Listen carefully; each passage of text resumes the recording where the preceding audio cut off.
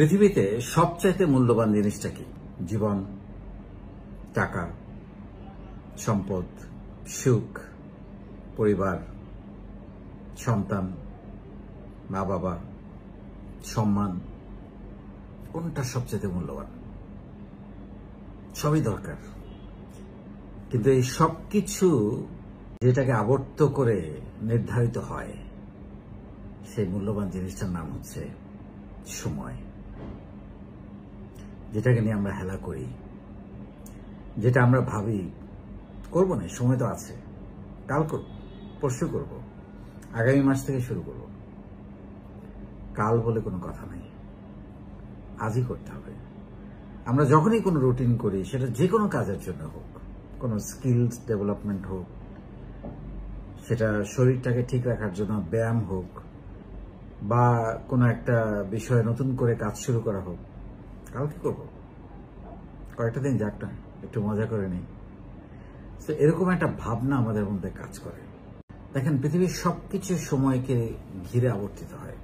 আমাদের চলা ফেরা, কাজ, খাওয়া, ঘুমানো, দিন শেষে আমাদের লাভ অর্জন, প্রতিষ্ঠানের দিন শেষে প্রফিট অথবা লস, সময় শেষে আপনার পরীক্ষার রেজাল্টের ফলাফল, প্রেম করলে প্রেমের ফলাফল, সবকিছু কিন্তু সময় ধরে। কতদিন প্রেম করেছে আমরা কিন্তু বলি অল ইজ নাম্বার। আমরা বলি খুব এত বছরের সংসার, আমার বাবা এত বছর বেঁচেছেন, মা আলহামদুলিল্লাহ এত বছর হয়েছে এখনো বেঁচে আছেন। সো এরকম সবকিছু সময়ের সঙ্গে সম্পর্কিত। সময় দিয়ে আমাদের সফলতা মাপকাঠি হয়, সময় দিয়ে ব্যর্থতার মাপকাঠি হয়। সময় গড়িয়ে আবার কখনো কখনো একজন সফল মানুষ হারিয়ে যায়। এটাই স্বাভাবিক, এটা মানতে হবে। কারণ একটা মানুষ সারা জীবন সফলতার উচ্চ শিখরে থাকতে পারে না। সে উঠবে আবার নামবে, কিন্তু আমরা মানতে পারি না, তখনই ঝামেলাগুলো হয়। মানতে হবে, এটা তো একটা গ্রাফ, উঠবে আবার নামবে। আপনি সারাক্ষণ স্ট্রেট লাইন উপরে থাকবে, এটা তো অসম্ভব। তাকে তো ফুয়েল নিতে হবে। আর স্ট্রেট লাইন হলে কি হয় তো জানেন, মেডিকেলের ভাষায় ডেড। সো কোনো সুযোগ না। আপনি যদি ফুল টাইম সফল থাকেন, আপনি দেখবেন আনহ্যাপি হয়ে গেছে।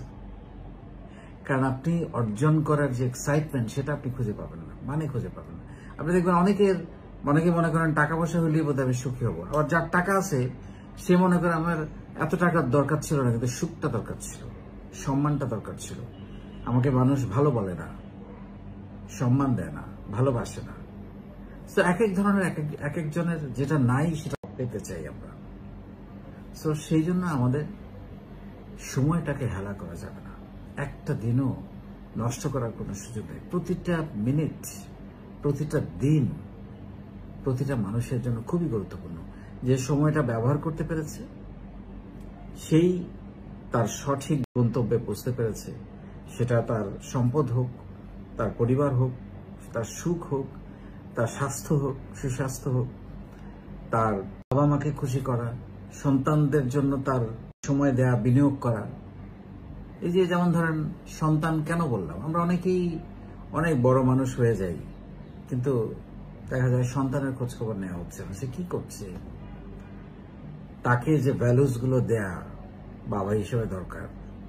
আমি তো সবসময় একটা কথা বলি যে আমরা আগামী দিনে, আমরা যারা বাবা হয়েছি এখন, আমরা সন্তানদের জন্য কি ভ্যালু তৈরি করে যাচ্ছি, যে সে একদিন বলবে যে আমি আমার বাবার মতো একজন ভালো মানুষ হতে চাই।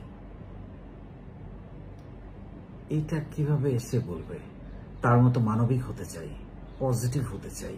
সো এই জিনিসগুলো খুবই গুরুত্বপূর্ণ। প্রত্যেকটা মানুষের দিন কিন্তু 24 ঘন্টা।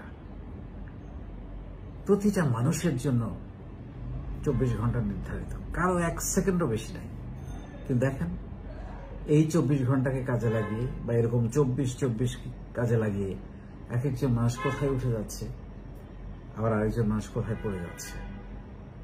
বাট উঠে যাওয়া বলতে আমি শুধুমাত্র অর্থনৈতিক উঠে যাওয়াকে আমি বোঝাতে চাচ্ছি না। মানুষ হিসাবে কতটা উন্নত আপনি, মানুষ হিসাবে আপনি কতটা সুখী, হাসতে পারেন, সেখানে সবই দরকার। সেখানে আপনার সুখ দরকার, সম্পদ দরকার, সম্মান দরকার, লেখাপড়া দরকার, পরিবার দরকার, সবই দরকার। সেখানে আপনার সন্তানকে মানুষ করা দরকার, বাবা মার দোয়া নেওয়া দরকার, সবই দরকার। কিন্তু সবকিছু আবর্তিত হয় সময়কে ঘিরে, সময়কে সঠিকভাবে ব্যবহার করার কারণে। কারণ সময়টাকে যদি আপনি সঠিকভাবে ব্যবহার না করেন, একদিন সময় আর আপনাকে সময় দেবে না।